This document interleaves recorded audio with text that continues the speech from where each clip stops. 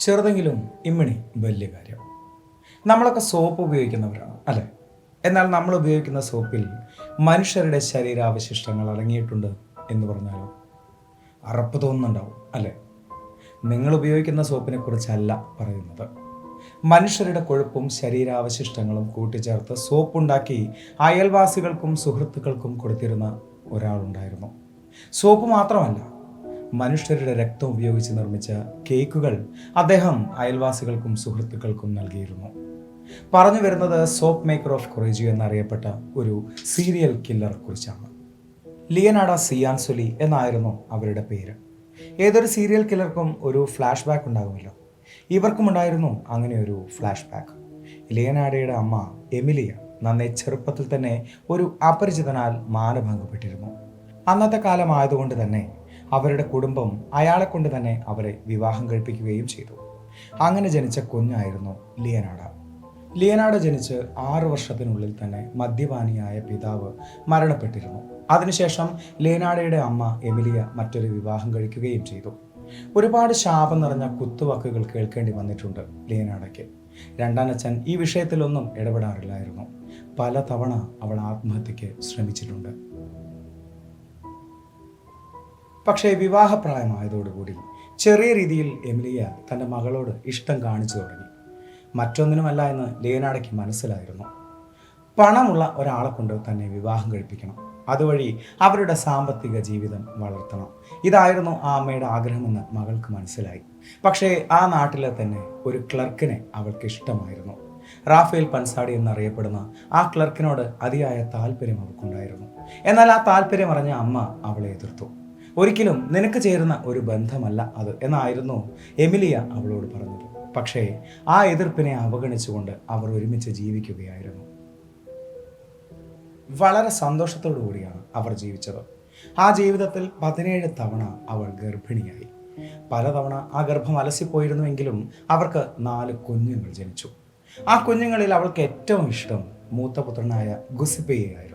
പൊട്ടൻസ എന്ന നഗരത്തിലായിരുന്നു അവർ കുടുംബത്തോടുകൂടി ജീവിച്ചിരുന്നത്.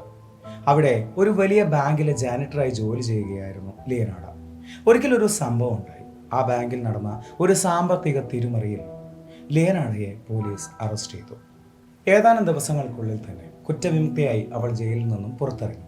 അവളുടെ ഭർത്താവും കുട്ടികളും ചേർന്ന് അവളെ സ്വീകരിക്കുകയും ചെയ്തു. പക്ഷേ ഈ ഒരു സംഭവം അവളിൽ ഒരു ഭയമാണ് ഉണ്ടാക്കിയത്. അമ്മ സ്ഥിരമായി പറയുന്നത് പോലെ താനൊരു ശാപം പിടിച്ച ജന്മമാണോ എന്ന ഭയം. അത് അവളിൽ ഒരുപാട് അന്ധവിശ്വാസങ്ങൾ നിറച്ചു. അവൾ കണ്ണിൽ കണ്ട ജ്യോത്സ്യന്മാരോടും കൈനോട്ടക്കാരോടുമെല്ലാം തൻ്റെ ഭാവിയെക്കുറിച്ച് അന്വേഷിച്ചു.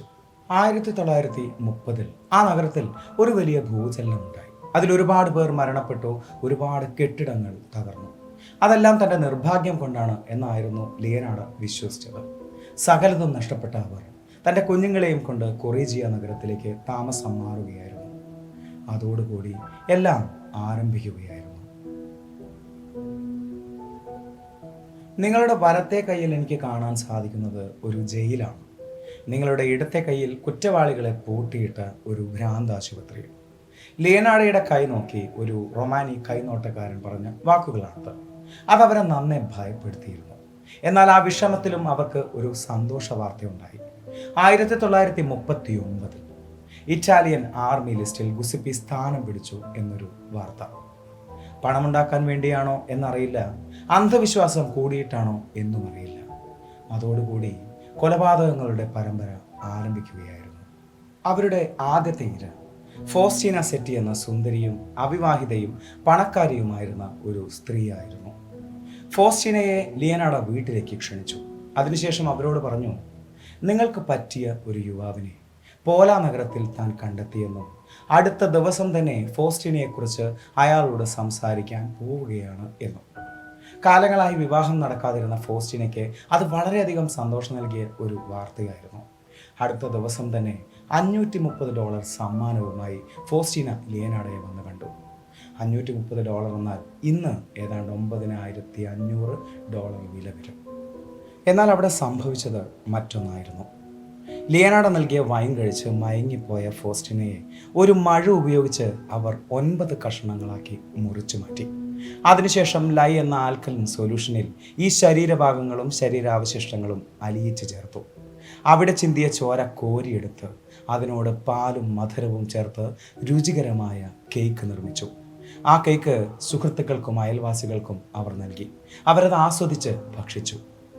അവർ മാത്രമല്ല, ആ അമ്മയും 4 കുഞ്ഞുങ്ങളും. ലിയനാർഡോ അടുത്തതായി കണ്ടെത്തിയ ഇര ഫ്രാൻസിസ് കാസോവി എന്നൊരു യുവതിയായിരുന്നു. കാലങ്ങളായി ഒരു ജോലിക്ക് വേണ്ടി അന്വേഷിച്ച് നടക്കുകയായിരുന്നു അവർ.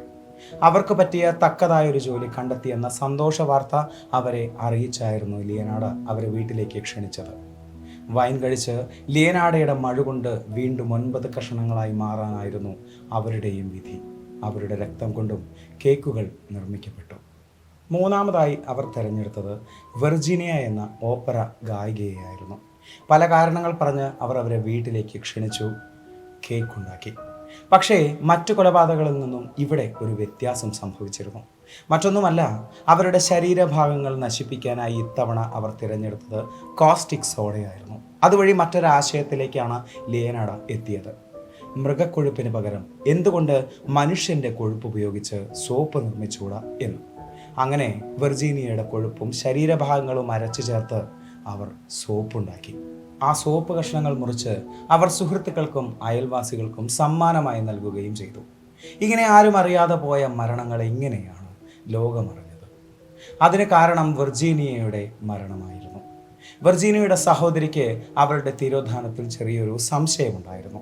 അവസാനമായി വെർജീനിയ കാണാൻ പോയത് ലിയനാർഡോ എന്ന സ്ത്രീയെ ആയിരുന്നു എന്ന് അവർ പോലീസിനോട് പറഞ്ഞു. അതേക്കുറിച്ച് പോലീസ് അന്വേഷിച്ചിരുന്നു. ആ അന്വേഷണത്തിൽ ലിയനാർഡോ പറഞ്ഞത് അതേക്കുറിച്ച് തനിക്ക് ഒന്നും അറിയില്ല എന്നായിരുന്നു. അപ്പോൾ തിരികെ പോയി എങ്കിലും കൃത്യമായ അന്വേഷണത്തോടുകൂടി പോലീസ് അവിടെ തിരിച്ചെത്തി. അവരുടെ കയ്യിലെ സാഹചര്യ തെളിവുകളിൽ അവർ കണ്ടെത്തിയ കുറ്റവാളി ലിയനാർഡോ ആയിരുന്നില്ല, മറിച്ച് അവരുടെ മൂത്ത മകനായ ഗുസിപ്പി ആയിരുന്നു. തൻ്റെ മകനെ തനിക്ക് നഷ്ടമാകും എന്നതുകൊണ്ട് തന്നെ ഉണ്ടായ സംഭവങ്ങൾ അവർക്ക് പോലീസിനോട് തുറന്ന് പറയേണ്ടി വന്നു. അവർ ചെയ്ത ക്രൂരമായ കൊലപാതകങ്ങൾക്ക്, ആ ചെയ്ത തെറ്റിന് അവർക്ക് ലഭിച്ച ശിക്ഷ 33 വർഷത്തെ ജയിൽവാസമായിരുന്നു. അതോടൊപ്പം 3 വർഷത്തെ മാനസിക രോഗാശുപത്രി വാസവും. ഒരു കൈയിൽ ജയിലും മറുകൈയിൽ മാനസിക രോഗാശുപത്രിയും. ലിയനാർഡോയുടെ ഡയറിക്കുറിപ്പിൽ അവർ എഴുതിയ വാക്കുകളാണിത്. അത് പോലീസ് കണ്ടെടുത്തിരുന്നു. ആ കൊലപാതകങ്ങൾ നടക്കുന്നതിനും വർഷങ്ങൾക്ക് മുമ്പ് അവരുടെ കൈ നോക്കിയ ഒരു കൈനോട്ടക്കാരൻ പറഞ്ഞ വാക്കുകൾ. അവരുടെ ശിക്ഷ അയാൾ മുൻകൂട്ടി കണ്ടതുപോലെ. ആ മാനസിക രോഗാശുപത്രിയിൽ വെച്ചായിരുന്നു അവരുടെ അന്ത്യവും. ഇന്നും റോമിലെ ക്രിമിനൽ മ്യൂസിയത്തിൽ ആ 3 കൊലപാതകങ്ങൾ നടത്താൻ വേണ്ടി അവരുപയോഗിച്ച മഴുവും ആ ശരീരഭാഗങ്ങൾ അരച്ചു ചേർക്കാൻ വേണ്ടി അവരുപയോഗിച്ച പാത്രവും സൂക്ഷിച്ചിരിക്കുന്നു.